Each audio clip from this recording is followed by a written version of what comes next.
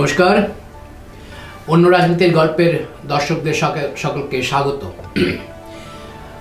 আমি অন্য রাজনীতির গল্পে আপনাদের সরাসরি রাজনীতির মাঠে ময়দানের খবর দিই না।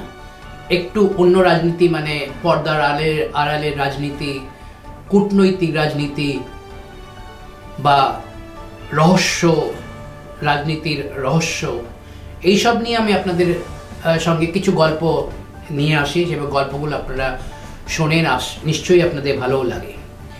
আজকে এমন একটা গল্প আমি নিয়ে এসেছি, সেই গল্পটা এখন খুব প্রাসঙ্গিক হয়ে উঠেছে।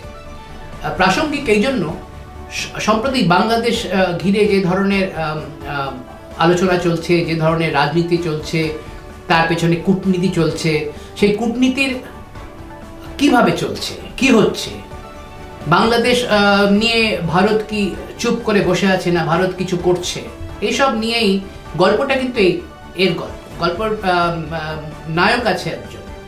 সে নায়ক কিন্তু এই গল্পের নায়ক, তিনি ভারতের এক ভালো পদে আছেন, উচ্চ পদে আছেন।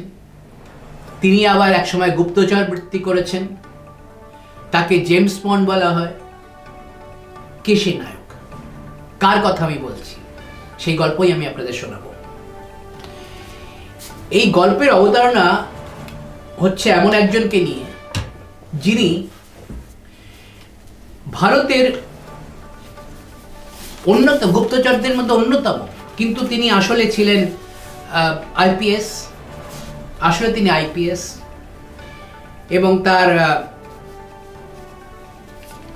37 বছরের চাকরি জীবনে তিনি কেবল 7 বছর পুলিশের ইউনিফর্ম পরেছিলেন। বাকি 30 বছর তিনি স্পাইং বা গুপ্তচর বৃত্তি করেছেন। তার নেশা ছিল গুপ্তচর বৃত্তি করা, তার নেশা ছিল স্পাইং করা। সেই ব্যক্তি হচ্ছে অজিত ডোভাল। এখন বাংলাদেশে সম্প্রতি আমি বাংলাদেশের কিছু আলোচনা চক্র দেখছিলাম, কিছু ইউটিউব দেখছিলাম, তাতে ডোভালকে নিয়ে প্রচুর আতঙ্কে আছে তারা। কারণ ডোভালের যা কীর্তিকলাপ, তিনি যে ধরনের সমস্যা সমাধান করেছেন, ভারতের হয়ে যেসব সমস্যা, একদম জটিল সমস্যা সমাধান করেছেন, সেগুলো ওদের কাছে একটা আতঙ্কের বিষয় বাংলাদেশিদের কাছে। যে বাংলাদেশিরা এখন তাই কিভাবে আতঙ্কে আছে ডোভালকে নিয়ে, যে ডোভাল কি করতে পারে, কি করতে পারে না, এসব নিয়ে কিন্তু চলছে। সম্প্রতি আপনারা সকলেই জানেন, হয়তো পড়েছেন, যে ডোভাল চায়না, তিনি চীন গেছিলেন। চীনের সঙ্গে ভারত দ্বিপাক্ষিক আলোচনা চালাতে চায়, সম্পর্কে উন্নতি করতে চায়। এটা কিন্তু স্ট্র্যাটেজিক্যালি ভারত ঠিক করেছে যে চীনের সঙ্গে সম্পর্কটাকে আরো উচ্চ পর্যায়ে নিয়ে যেতে হবে। এবং তিনি অজিত ডোভাল চীনে সেখানকার উপরাষ্ট্রপতির সঙ্গে মিট করেছেন, এবং এটা প্রোটোকল ভেঙে করা হয়েছে, যেহেতু তিনি এনএসএ, ন্যাশনাল সিকিউরিটি অ্যাডভাইজার ভারতের। তো প্রোটোকল অনুযায়ী ভাইস প্রেসিডেন্টের সঙ্গে তার মোলাকাত করার কোনো ওই প্রোটোকল নেই। তিনি প্রোটোকল ভেঙে ভাইস প্রেসিডেন্ট দেখা করেছেন, ওনার সাথে কথা বলেছেন। চায়নার প্রিমিয়ার তো কথা বলেছেন, প্রাইম মিনিস্টার কথা বলেছেন।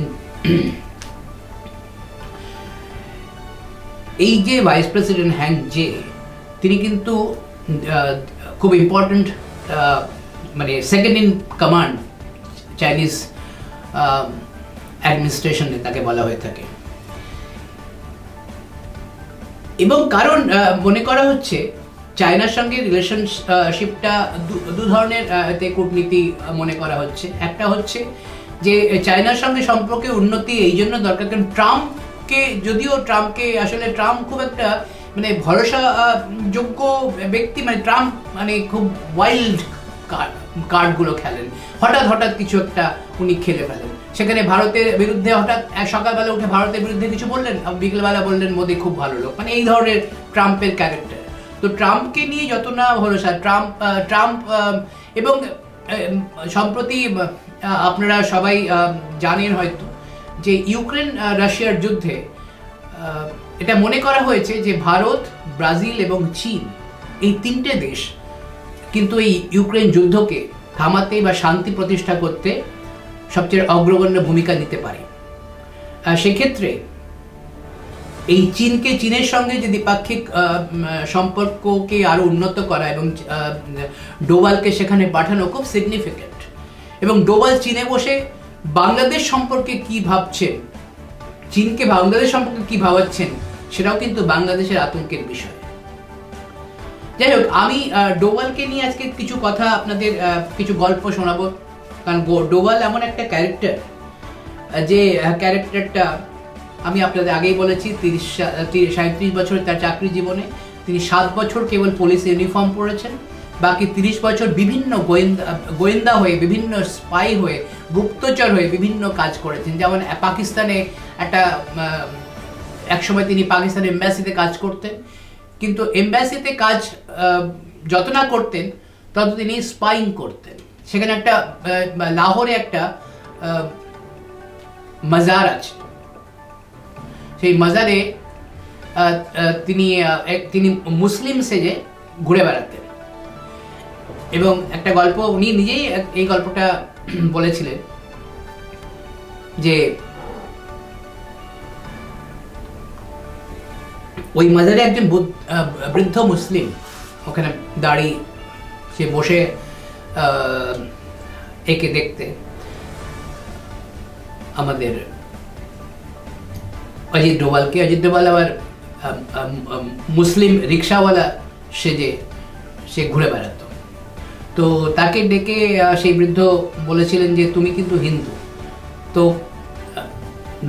ডোভাল খাস উর্দুতে, ডোভালের যদি আপনি উর্দু শোনেন কেউ বলতে পারবেন না যে ও ডোভাল হিন্দু, কেউ বলতে পারবেন না ও মুসলিম নয়, যে মানে উর্দুটা এত ভালো বলেন। উর্দুটা আবার একদম মানে উর্দুটা যাকে বলে, উর্দু যারা খাস উর্দু বলে তাদের মতন একদম উর্দু বলেন, মানে কেউ মোহাম্মদ ডোভালও বলতে পারেন তাকে। তো যাই হোক, যে ডোভাল তাকে বললেন না আমি মুসলিম।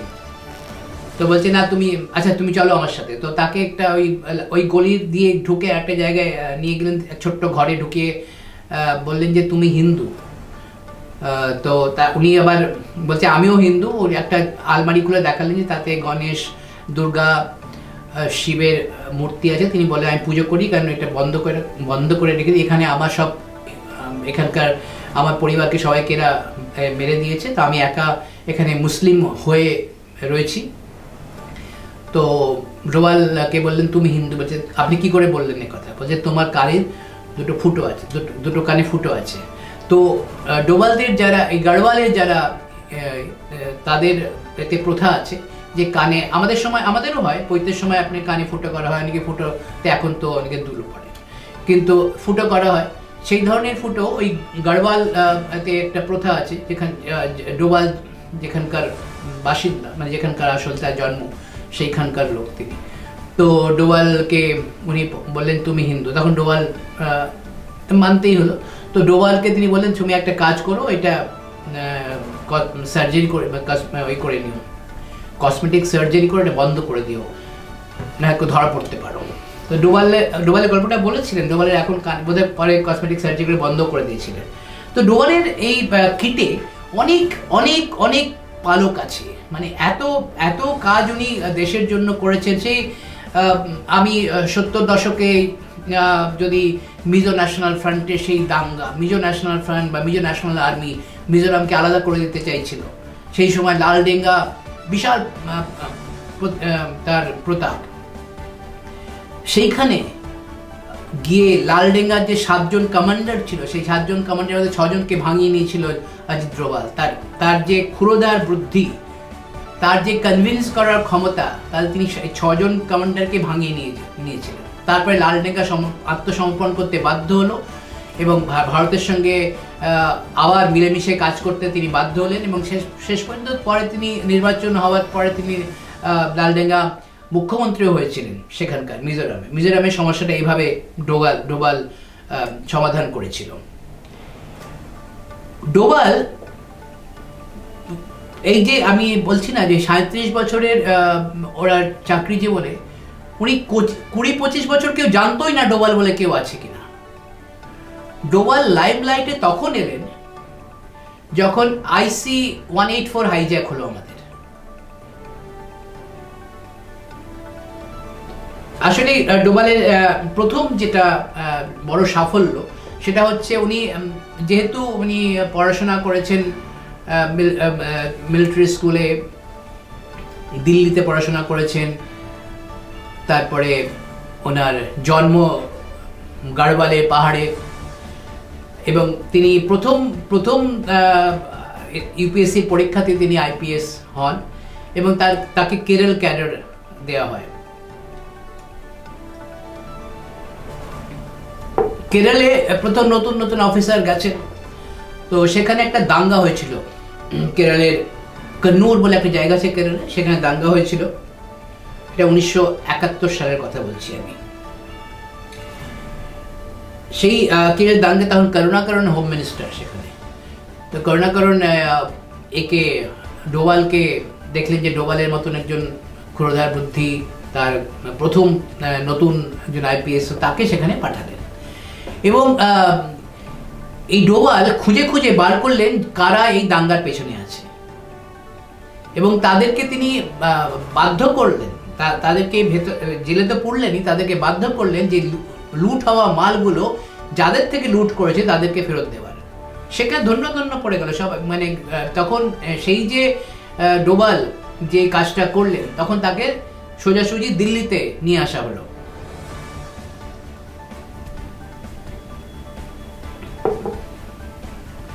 দিল্লিতে নিয়ে আসা হলো, তাকে সেন্ট্রাল তে নিয়ে আসা হলো।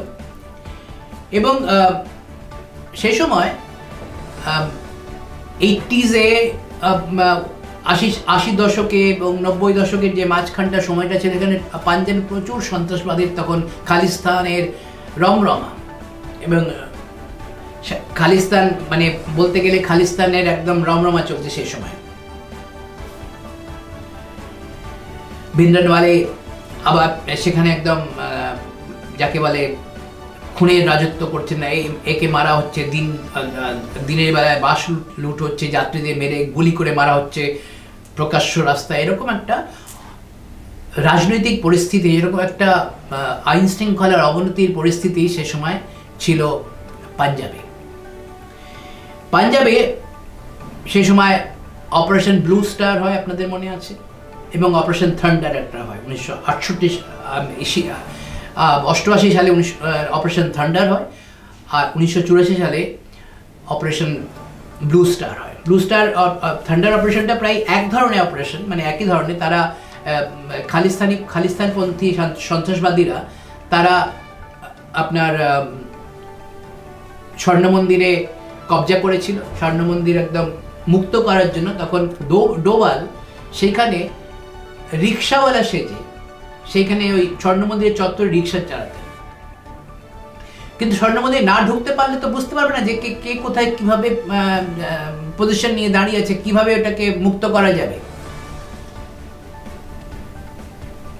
তিনি তখন রিস্ক নিলেন। এই যে জুয়া খেলা, ডোভালের যে সাফল্যের পেছনে তার মেন যে তার বুদ্ধি এবং তার যে জুয়া খেলা একটা নেশা, জুয়া খেলা এটা রিস্ক নেওয়া। আমি জুয়া খেলা বললে হয়তো অনেকে ভাববে যে জুয়া শক্তি জুয়া খেলছে, জুয়া নয়, মানে রিস্ক নেওয়ার যে তার প্রবৃত্তিটা, সেটা কিন্তু মারাত্মকভাবে তাকে সাফল্য এনে দিয়েছিল। তিনি রিস্ক নিলেন যে স্বর্ণ মন্দিরের ভেতরে যাবেন, কারণ তার আগে এই যারা সব মিলিটেন্ট যারা স্বর্ণ মন্দিরে কবজা করে রেখেছে, তারা কিন্তু বাইরে যখন বেরো তখন দেখতে একটা রিক্সাওয়ালাই ঘুরে বেড়াচ্ছে, এবং সেখানে জেনারেলি সবাই রিক্সাওয়ালাগুলোকে চেনে, কারণ তারা লোকাল রিক্সাওয়ালা হয়। এ লোকাল নয়, একে কেউ দেখেনি কোনোদিন, রিক্সাওয়ালারাও চেনে না একে। তখন তিনি ডোভাল ভেতরে যখন ঢুকলেন, তখন তাকে এরা ধরলো। তখন ডোভাল তখন বলে, আমি পাকিস্তানি এজেন্ট, আমি তোমাদের ভারত সরকার যে তোমাদের বিরুদ্ধে যেসব যেরকম কাজ, তার জন্য তোমার সাহায্য করতে আমি এসেছি। প্রথমে ওকে কেউ পাত্তা দেয়নি বা কথা বিশ্বাস করেনি, কিন্তু উনি এমনই তার কনভিন্স করার ক্ষমতা, তিনি ওদেরকে বারবার এই কথা বলে তিনি যে আইএসআই এর এজেন্ট, পাকিস্তানি এজেন্ট, এবং তার উর্দু বলার ধরন দেখে সবাই তারপরে তারা কনভিন্স হলো যে ও পাকিস্তানি এজেন্ট, এবং ভেতরে গিয়ে ও পুরো বিষয়টা জেনে নিল এবং আমাদের মিলিটারির সঙ্গে কোঅর্ডিনেট করে তাদেরকে পুরো মিলিটারিদের জানিয়ে দেওয়া হলো, বুঝিয়ে দেওয়া হলো কোথায় কিভাবে এই সন্ত্রাসবাদীরা ঢুকে আছে, কোথায় কোথায় তাদের পজিশন, এবং সেভাবে মুক্ত করা হলো অমৃতসরের স্বর্ণ মন্দির চত্বরকে। অপারেশন ব্ল্যাক থান্ডারও ঠিক একই রকম ভাবে মুক্ত করা হয়েছে। তারপরে আরেকটা ঘটনা আমরা জানি যে 1999 আমাদের IC-184 হাইজ্যাক করা হলো। সেখানে প্রায় 184 বা 100 বিমান পরিচারিকা আর পাইলট নিয়ে 190 জনের মতন সেখানে যাত্রী সহ সবাই মজুদ ছিল, তাদেরকে হাইজ্যাক করে কান্দাহার নিয়ে যাওয়া হলো। সেই কান্দাহারের যে নেগোসিয়েশনস, সেই নেগোসিয়েশনটা কিন্তু ডোভাল করেছে, এবং ওরা 100 জন সন্ত্রাসবাদীকে ভারতের বিভিন্ন জেল থেকে ছাড়াবার দাবি করেছিল। তার বদলে ওরা দাবি করেছিল না হলে সব যাত্রীদের মেরে দেওয়া হবে, এই হুমকিও দিয়েছিল। কিন্তু ডোভালের কনভিন্স মানে ডিল করার ক্ষমতা, এত বুদ্ধি লাগিয়ে তিনি করেছিলেন যে শেষ পর্যন্ত 3 জন সন্ত্রাসবাদীর বদলে সব যাত্রীকে ছেড়ে দেওয়া হয়েছিল, বাকি 1 জন যাত্রী আগেই মারা গিয়েছিলেন। আর তারপরে ডোভালের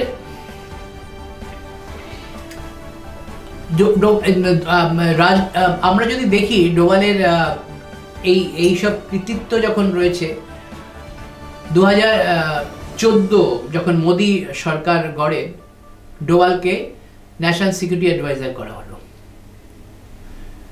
এবং বলতে গেলে আজকের যে আমাদের ফরেন পলিসি, একটা ইন্ডিপেন্ডেন্ট ফরেন পলিসি ডোভাল কিন্তু ইন্ট্রোডিউস করেছে মোদির আমলে। এই ইন্ডিপেন্ডেন্ট ফরেন পলিসিটা হচ্ছে যে স্বাধীনভাবে আমরা আমাদের ফরেন পলিসিকে, আমরা কোনো জোটের মধ্যে থাকবো না, আমরা কোনো কম্পার্টমেন্টের মধ্যে থাকবো না, আমরা ইন্ডিপেন্ডেন্ট আর স্বাধীন বিদেশ নীতি নিয়ে চলবো। এটা ডোভাল এর রূপরেখা, এর ব্লু প্রিন্ট তিনিই তৈরি করেছেন, এবং মোদি ওকে প্রচুর ভরসাও করেন। তারপরে আপনাদের মনে আছে আমাদের উড়ির ঘটনা, পুলওয়ামার ঘটনা, মানে কত, মানে ওর যা যা কৃতিত্ব মানে বললে শেষ করা যাবে না, চলতে থাকবে 24 ঘন্টা, মানে এই শেষ হওয়ার নয় ডোভালের যা কৃতিত্ব। আমি মেনলি ডোভালকে নিয়ে আজকে কেন এই গল্পটা আপনাদের বলছি, যে ডোভালের যা এই যে পাকিস্তানের বিরুদ্ধে যে সার্জিক্যাল স্ট্রাইক হলো, সেই সার্জিক্যাল স্ট্রাইকের পুরো ব্লু প্রিন্ট তৈরি করেছিলেন ডোভাল নিজে বসে। এবং সার্জিক্যাল স্ট্রাইকটা এত যাকে বলে সেন্সিটিভ, কারণ আমরা লাইন অফ কন্ট্রোল ক্রস করতে পারবো না, ক্রস করলে কিন্তু যুদ্ধের পর্যায়ে পড়ে যাবে। লাইন অফ কন্ট্রোলের ভেতরে থেকে কিভাবে আমাদের এই সন্ত্রাসবাদীদের আখড়াগুলোকে, ঘাঁটিগুলোকে শেষ করতে হবে, সেই যে প্ল্যান করা, সেটা কিন্তু ডোভালের প্ল্যান করা, এবং ডোভাল সাকসেসফুলি সেটা প্ল্যান করে পাকিস্তানকে একদম চুপ করিয়ে দিয়েছে। পাকিস্তানের ক্ষমতা নেই, মানে পাকিস্তানের কোমর ভেঙে দিয়েছে। ডোভাল একটা কৃতিত্ব হতে পারতো দাউদ ইব্রাহিমকে ধরার জন্য। সেই সময় যদি আমাদেরই মহারাষ্ট্র পুলিশ যদি তার সঙ্গে বিট্রে না করতো, তাহলে হয়তো দাউদ ইব্রাহিমকে ধরে তিনি আরেকটা কীর্তিমান স্থাপন করতেন। সেটা হতে পারেনি।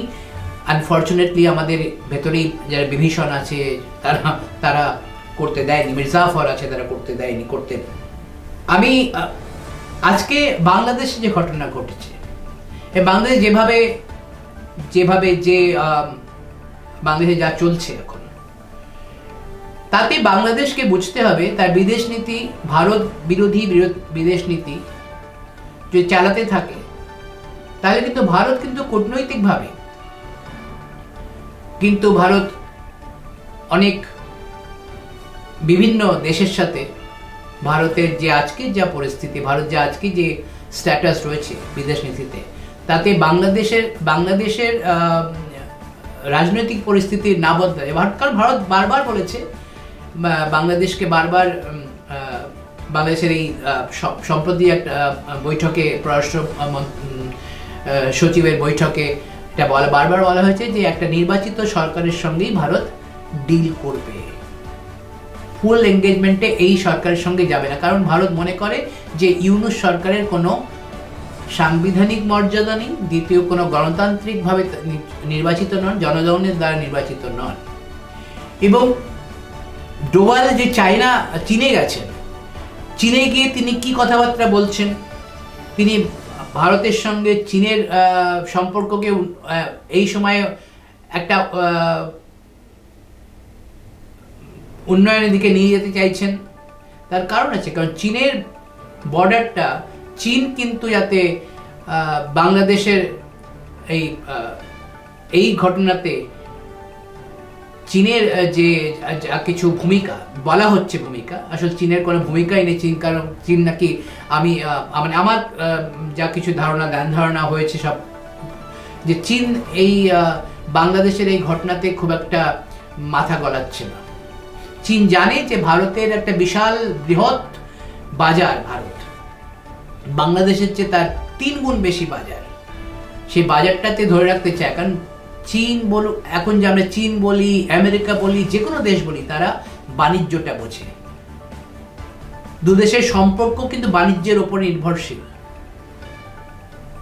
তো এই যে অজিত ডোভালের কৃতিত্বের কথা আমি আপনাদের শোনাচ্ছি আজকে, তার কারণই হচ্ছে অজিত ডোভাল যে রাজনীতিটা শুরু করেছেন এবং যে রাজনীতিটা মোদি অজিত ডোভালকে দিয়ে করতে চাই, আমি উল্টো দিকে বলতে চাই যে মোদিকে অজিত ডোভাল যেভাবে রাজনীতির পাঠ পড়াচ্ছেন, এই কূটনীতির রাজনীতির, তাতে অজিত ডোভাল,